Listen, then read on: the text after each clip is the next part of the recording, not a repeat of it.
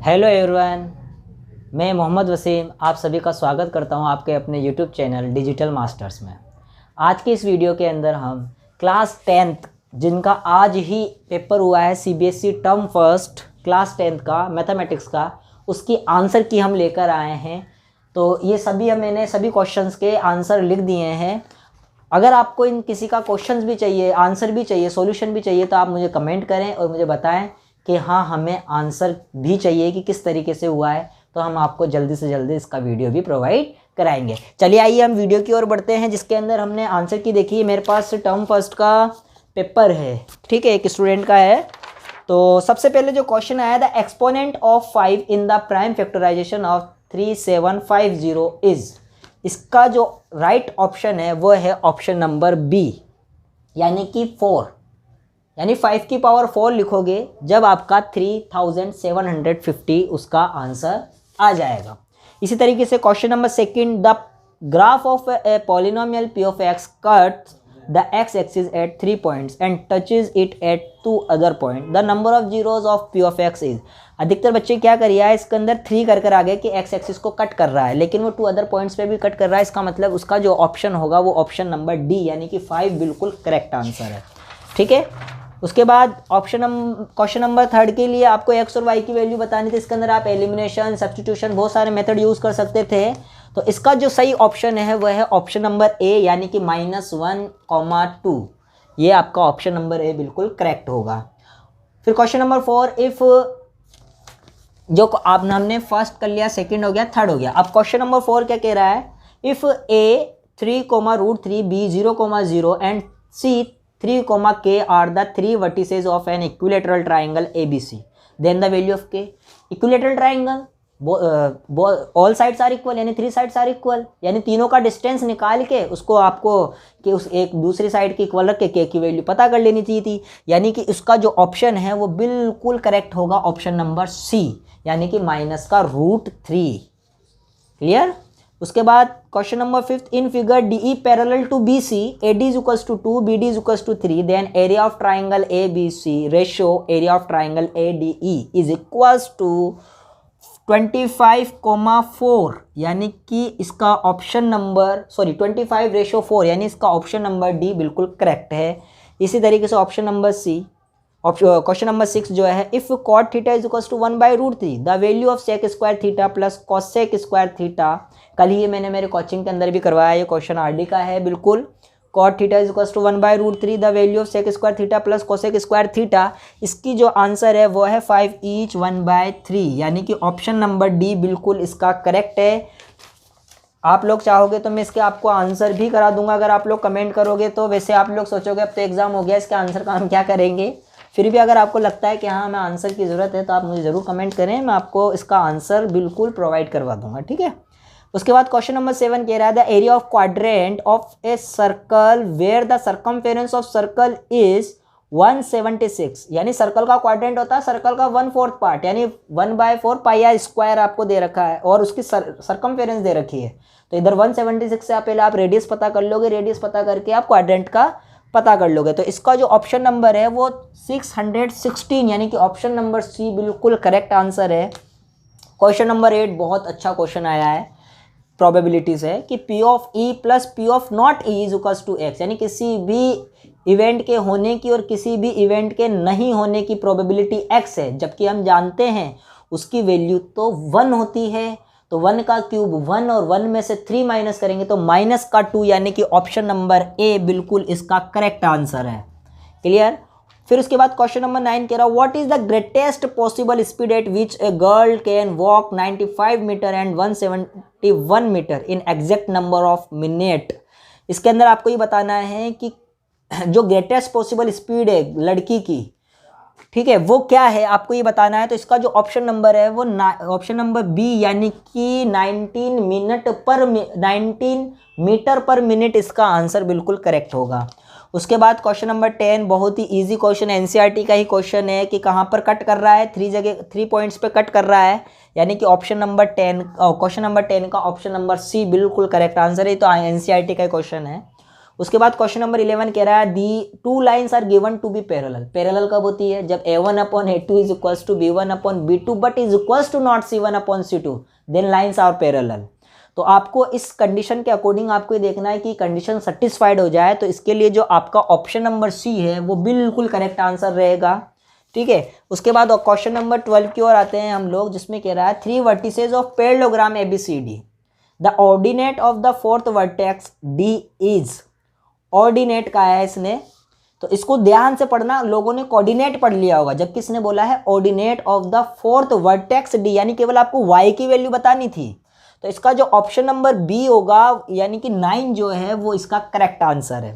फिर question number 13 क्या कह रहा है? In triangle ABC and triangle DEF, angle F is equals to angle F, angle B is equals to angle E, AB is equals to 1/2 DE, then the two triangles are congruent but not similar, similar but not congruent, neither congruent not similar, congruent as well as similar। यानी कि इसके अंदर आपको 4 option दे रखे हैं, तो आप बोलोगे सिमिलर तो होगा पर कॉन्ग्रुएंट नहीं होगा, क्योंकि कॉन्ग्रुएंट के लिए इसके अंदर कोई सा भी ऐसा क्राइटेरिया नहीं जो सेटिस्फाइड कर रहा है। इसका मतलब इसका ऑप्शन नंबर बी बिल्कुल करेक्ट आंसर है। क्वेश्चन नंबर 14 बहुत अच्छा क्वेश्चन आया, कंफ्यूज करने वाला आया। बच्चों ने इधर क्या गलती कर दी कि साइन A 7/25 दे रखा है, तो उन्होंने जो पूछा कोस C है, कोस A नहीं पूछा है। आप लोग करके क्या आ गए होंगे 24/25, यानी जिसका पेपर अभी मेरे पास है वो भी 24/25 कर आएगा, जबकि इसका करेक्ट आंसर होगा 7/25, क्योंकि इसने हमसे कोस C पूछा है। तो आपको बताया था कि थीटा ही आपका परपेंडिकुलर और बेस आपको डिसाइड करता है, यानी जो क्वेश्चन नंबर 14 है उसका ऑप्शन नंबर ए बिल्कुल करेक्ट आंसर है। उसके बाद 15 क्वेश्चन कह रहा था the minute hand of clock is 84 metre long, the distance covered by the tip of a minute from 10 to 10:25 AM। ये क्वेश्चन बिल्कुल एनसीईआरटी के जैसा है, बस आपका जो ये टाइमिंग है 10 to, यानी आपको 15 मिनट्स दिए हैं कुल मिला के, डायरेक्ट 15 मिनट्स ना देकर आपको टाइम दे दिया है। तो इसका जो क्वेश्चन नंबर 15 का जो आंसर है वो 132 सेंटीमीटर इसका बिल्कुल करेक्ट आंसर है। Clear. Question number 16 the probability that the drawn card from a pack of 52 cards is neither an ace nor spade, यानी कि एस भी नहीं होना चाहिए, स्पेड्स भी नहीं होना चाहिए। हम जानते हैं कि स्पेड्स के जो कार्ड होते हैं वो 13 होते हैं और जो एस होते हैं वो 4 होते हैं, लेकिन ध्यान देने वाली बात बच्चों इधर ये है कि 13 में से एक एस इधर आ चुका है, यानी 12 + 4 यानी 16 कार्ड नहीं होने चाहिए। इसका मतलब 36 कार्ड पॉसिबल इसकी फेवरेबल आउटकम्स है, यानी 36/52 अगर आप कट करते हो तो 9/13, यानी कि इसका ऑप्शन नंबर ए बिल्कुल करेक्ट आंसर है। 17 3 alarm clock ring their alarm at regular intervals of 20 minutes, 25 minutes, 30 minutes respectively. If the first beep together at 12 noon, at the what time will they beep again for the first time? तो बताओ वापिस जो beep है यानी जो भी sound है bell का वो वापिस कितनी देर बाद बजेगा? तो उसका ऑप्शन नंबर जो है वो सी बिल्कुल करेक्ट आंसर है।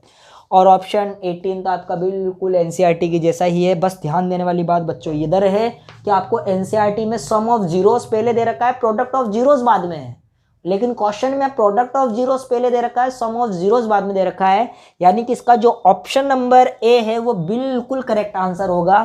ठीक है। उसके बाद 19 question point A -1, B 5,7 line on circle with centre 2, -3y the values of y। तो आप जानते हो इक्वी डिस्टेंस पर होता है वो, तो इक्वी डिस्टेंस पर यानी मिड पॉइंट फॉर्मूला लगाना था आप लोगों को इसके अंदर, और आपको इसका ऑप्शन नंबर बिल्कुल करेक्ट कर देना चाहिए था। उसके बाद given that sec theta is equals to √2 the value of 1 + tan theta upon sin theta। तो आप इधर से क्या पता कर सकते थे? आप इधर से सेक थीटा को h/b लेकर p की वैल्यू पता भी कर सकते थे। और भी बहुत सारे तरीके हैं इसके। अगर किसी ने 8.4 कर रखी होगी, आइडेंटिटी कर रखी होगी, तो उसको सॉल्व करके भी इसको बिल्कुल इजी लैंग्वेज में निकाल के कर सकते थे। यानी इसका ऑप्शन नंबर जो 20 का है वो ए यानी 2√2 बिल्कुल करेक्ट आंसर है। आइए अब क्वेश्चन नंबर 21 देखते हैं। The greatest number which when divides leaves reminder 1, 2, 3 respectively. इसमें हम हमेशा क्या निकालते हैं? एलसीएम निकालते हैं, यानी 21 का डी यानी 625 करेक्ट ऑप्शन है। विच of the following can not B probability of an event? किसकी प्रोबेबिलिटी नहीं है? जो 1 से ज़्यादा हो जाए वो प्रोबेबिलिटी नहीं है, यानी 17/16 इसकी प्रोबेबिलिटी नहीं हो सकती। ठीक है, यानी ऑप्शन नंबर डी बिल्कुल करेक्ट आंसर है। The diameter of car wheel is 42 centimetre, the number of complete revolution it will make in moving 132 kilometre is, यानी कि इसको अगर आप सॉल्व करोगे बिल्कुल कार की व्हील से डायमीटर है तो रेडियस पता कर लोगे, फिर उसका 1 रेवोल्यूशन का पता करके आप इसके अंदर ऑप्शन नंबर बी यानी 10 टू द पावर 5 आप इसका आराम से पता कर सकते हो।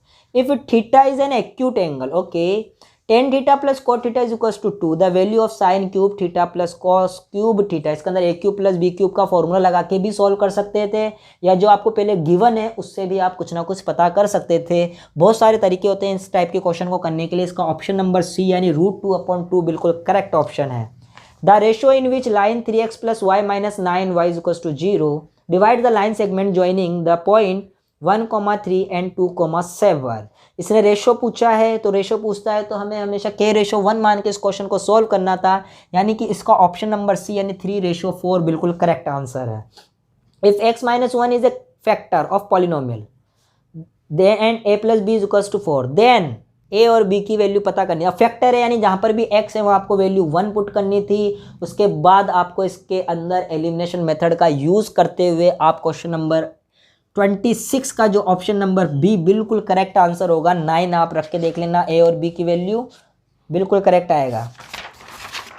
If a and b are two composite number a cube and b cube are coprime number, not coprime number, even और ऑड, तो इसका जो ऑप्शन नंबर 27 का जो है वो कोप्राइम नंबर होंगे, क्योंकि कंपोजिट नंबर कब होते हैं जब कोप्राइम नंबर का प्रोडक्ट निकल कर आता था। ठीक है, तो 28 क्या, the area of square that can be inscribed in a circle of area, यानी कि आपको स्क्वायर का एरिया दे रखा है जो कि सर्कल के अंदर बना हुआ है। ठीक है, तो इसके लिए जो क्वेश्चन नंबर 28 का ऑप्शन सी यानी 128 सेंटीमीटर स्क्वायर इसका बिल्कुल करेक्ट आंसर होगा। फिर इसने पूछा है 29 में कि a 4,-2, b 7,-2 and 7,9 are vertices of a triangle ABC, then triangle ABC is, तो कौन सा ट्राइंगल होगा? इसके अंदर आपको डिस्टेंस फार्मूला लगाना था और डिस्टेंस फार्मूला लगाने के बाद आपको ये चेक करना था कि इसके अंदर तीनों साइड इक्वल आ रही है तो इक्विलेटरल ट्राइंगल, अगर दो साइड का डिस्टेंस इक्वल आ रहा है तो इक्विलेटरल ट्राइंगल, और अगर दो छोटी छोटी साइड के स्क्वायर का सम तीसरी वाली साइड की स्क्वायर के इक्वल आ रहा है तो वो राइट एंगल ट्राइंगल, यानी कि इसका option number C right angle triangle बिल्कुल करेक्ट ऑप्शन होगा। If alpha and beta are the zeros of quadratic polynomial then the value of k, बिल्कुल इजी क्वेश्चन है ये, बिल्कुल आरडी में से आया है। क्वेश्चन नंबर 30 का जो ऑप्शन नंबर बी यानी कि 7 इसका करेक्ट आंसर है। फिर है 31, if n is a natural number then 2 5 की पावर n प्लस 6 की power n always ends with, तो इस कहाँ से एंड होगा ये पता करना है आपको। ठीक है, तो आपको ये क्या देखना था कि 5 की पावर आपने नेचुरल नंबर लिखी हुई है तो 5 की, अब जो हमें मालूम है कि इसका प्राइम फैक्टराइजेशन करते हैं तो 2 × 3 आ रहा है।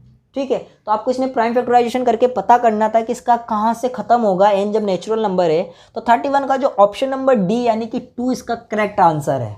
ठीक है, फिर उसके बाद the line segment joining the point -3,2 Q है 5,7 is divided by the y axis in the ratio. अब y एक्सिस पे डिवाइड कर रहा है तो कोऑर्डिनेट क्या होंगे,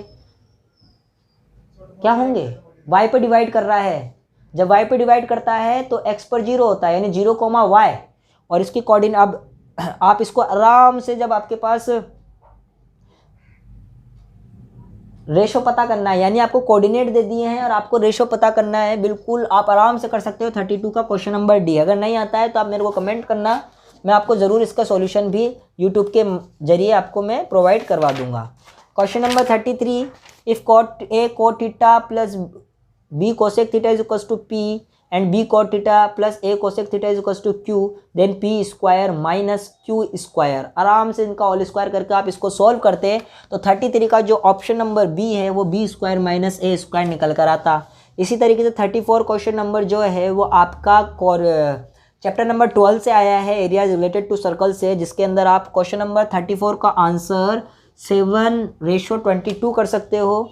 A dice is rolled twice. The probability that 5 will not come up either time, यानी कि 5 नहीं आना चाहिए था तो इसके लिए आपको उसके जो 5 आ रहा है उसमें हटा देना, यानी 11 टाइम्स ऐसा होता है जिसमें 5 आता है, तो इस 35 का ऑप्शन नंबर डी होगा 25/36। The LCM of two number is 1400, which of the following can not be their HCF, तो इनमें से इसका HCF क्या नहीं होगा, उसके लिए ऑप्शन नंबर सी बिल्कुल करेक्ट आंसर है। Question number 37 in figure PA, QB and RCR is perpendicular to AC if x is equals to 8 centimetre and Z is equals to 6 centimetre, then y is equals to, तो y किसके equal होगा आप लोगों को ये बताना था। तो इसका आंसर जो होगा 24/7, यानी कि ऑप्शन नंबर डी बिल्कुल करेक्ट आंसर है इसका। ठीक है, उसके बाद हम बात करते हैं क्वेश्चन नंबर 38 की, जिसके अंदर आपसे क्या कह रहा है ये निकालने के लिए। इन ए ट्राइंगल ABC, ए है x डिग्री और B है 3x - 2 डिग्री, C है y degree. Also angle C - angle B is equal to 9 degree. The sum of the greatest and smallest angle of this triangle, तो इस ट्राइंगल के सबसे बड़े और सबसे छोटे एंगल का आपको सम बताना था। तो इसका जो ऑप्शन नंबर है 38 का वो 107 डिग्री निकल कर आएगा।